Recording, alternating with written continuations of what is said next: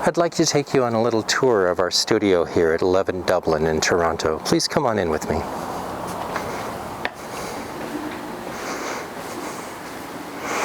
So in a few steps past our garage door, the place opens up into our loft, and right away you can see some of the samples that we've been working on, spheres and thermally expanded spars, and the start of spherical constructions, a bit of plaster forming from our wonderful collaborators at the cast workshop in Manitoba, and some cages and domes, and overhead you can see quite a bit of storage of older assemblies, clusters of material, waiting to be renewed and waiting to be used again.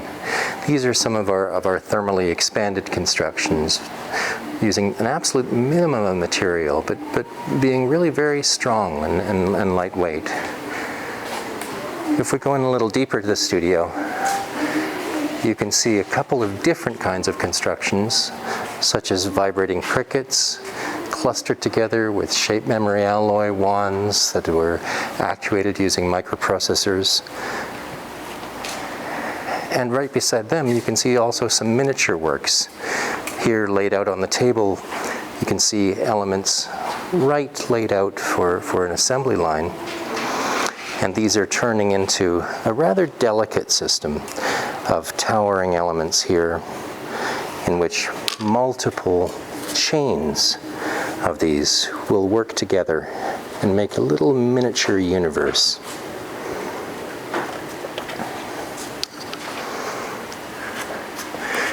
Let's go a little deeper into the studio as well.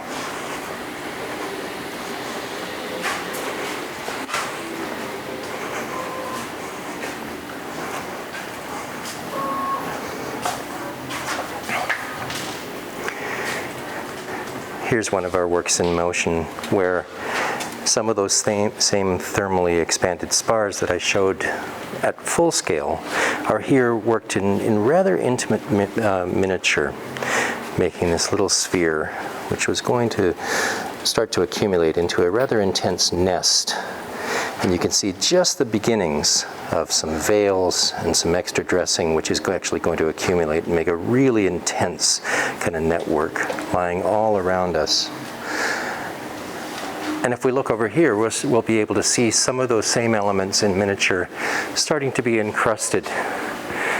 For example, this little element here, which is full of life and just starting to show encrustations. Here we can see some more of those where we'll have a bubbling kind of grotto, rather happy miniature construction, which gives a sense of universe.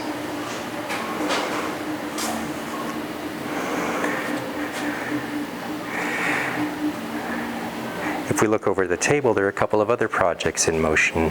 Some experimental speakers in which the ports from very small drivers resonate with long bass frequencies and have very, very good bass performance, and this is used for distributed sound systems. And then also, just right beside it, we can see some clothing for a new project called Phoenix Emancipation. Let me bring the camera in just a little bit closer so we can see some of the rather supple layers that are being conceived for this work.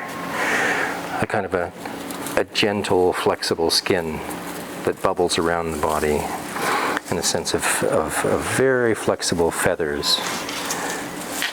My hopes are rather high for this because each one of these is conceived to be very, very gently precarious, so that there's a kind of a quivering, intense kind of vibration that'll wrap all around the body. And in fact, when I look at each individual thing, it's almost impossible to hold it still, and that's really by design, that the sense that this could be material that's drawn out so that it can work right at the very edge of its capacity to hold itself up, giving a kind of precarity. I really love that sense of a very deliberate kind of fragility being imparted in things. Let's just take a look in the workshop as well. But on the way, you can see some of the samples overhead.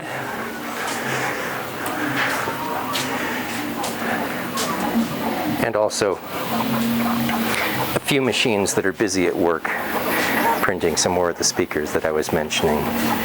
Here we can see the tripod elements that are just at the very beginning of being printed, and they'll steadily grow through space. Here in the back is one of our workshops.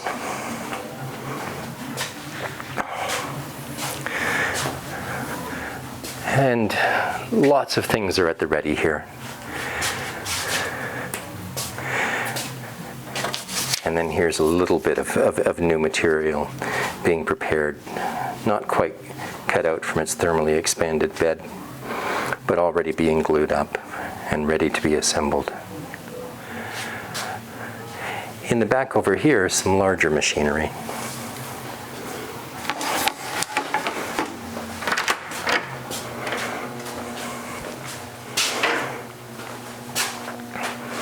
And here's a large bed laser cutter where quite a bit of work is organized. That's on almost all the time, and it takes us through a lot of our large-scale work.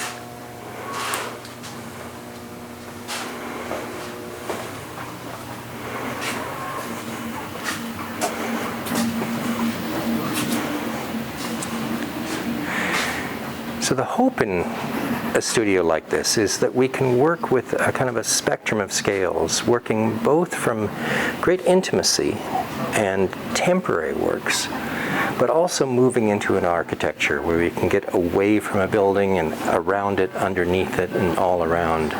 Really looking at the sense that the shells that surround each of our bodies can also move out in layers and inhabit a kind of a spectrum of space, rendering space immeasurably full.